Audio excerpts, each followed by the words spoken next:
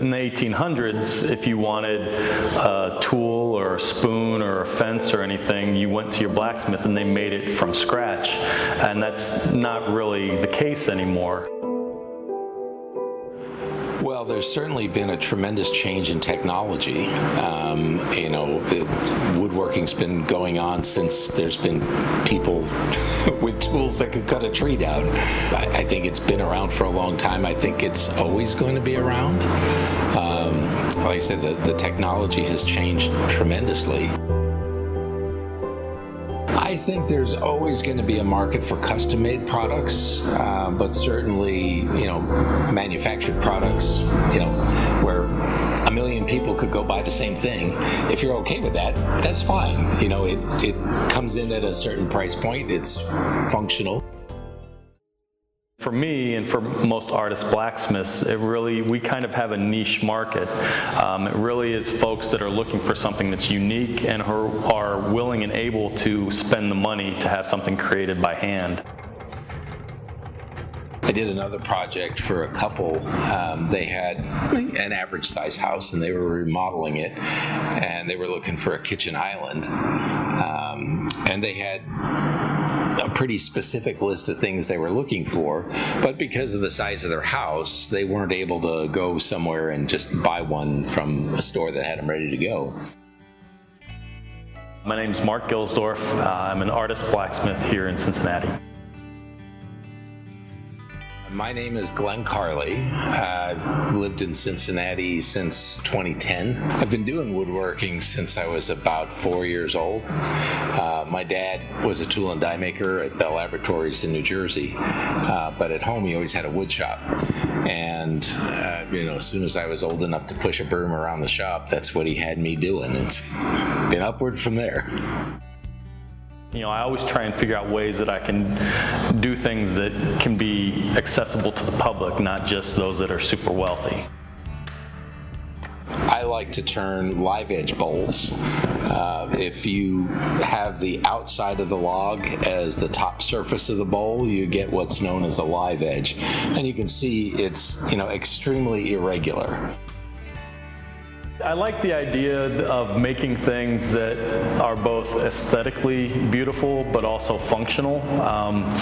I think it's important to make art just for art's sake, but I like the idea that I'm making a fire tool set that someone can pass on to their grandkids. It'll exist longer than I will, and it gives it a little permanence to it. So.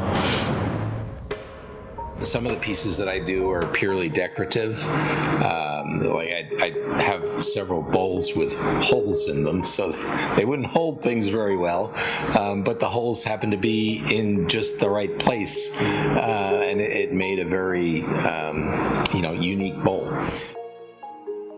I've noticed that there's been a real increase in interest in my work and in hand-forged ironwork in the last 10 years that I've been involved with it. And I think part of that is that we are living in such a technological age where we have smartphones that we get rid of every 3 years and replace. Everything is disposable, and I think there's a real interest amongst people for things that they can pass on to their grandkids. It gives you a great sense of satisfaction to go from some raw material into a finished product, whether you're making a table or a chair or a bowl.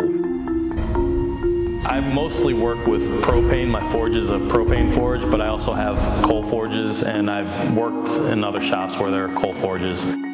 And the thing about coal forges is it's very easy, if you don't pay attention, to burn the piece. It actually starts to burn the metal and it breaks down.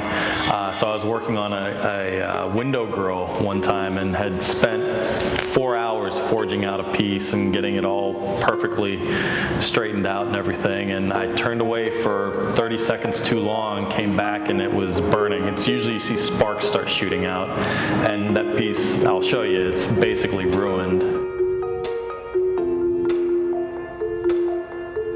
There was a chef at one of John Robert's restaurants who wanted some spoons that he couldn't find commercially anywhere.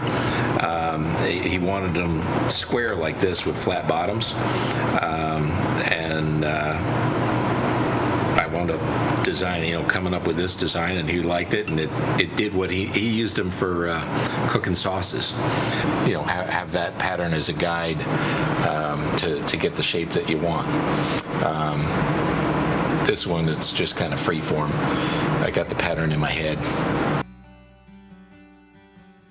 I've done woodworking before, and that thing that always frustrated me is that if you mess up a $300 piece of walnut, you've basically messed up a $300 piece of walnut and you can't use it again. It's funny, when you first cut walnut down, it's kind of green, and then it oxidizes and starts turning this chocolate brown color. But this tree had, it had brown, it had red, it had purple, it had a lot of colors in it.